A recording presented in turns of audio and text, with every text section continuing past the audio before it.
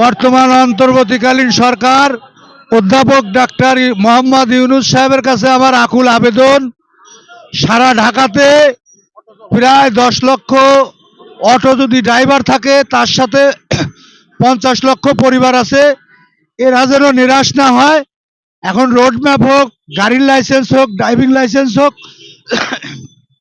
যেভাবেই হোক আমাদের চলার ব্যবস্থা করে দিবেন, এটাই ওনার কাছে আমাদের আবেদন। এবং যদি উপদেষ্টার মনে করেন তাহলে 30-এর উপরে বয়স, এদের ড্রাইভিং লাইসেন্স করে এদের অটো চালানোর সুযোগ সুবিধা দিতে হবে।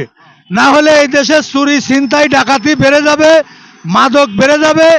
এই কারণেই অন্তর্বর্তীকালীন সরকারের প্রধান উপদেষ্টার কাছে আমাদের আকুল আবেদন যে আমাদের অটো গাড়ি চালানোর অনুমতি দিতে হবে।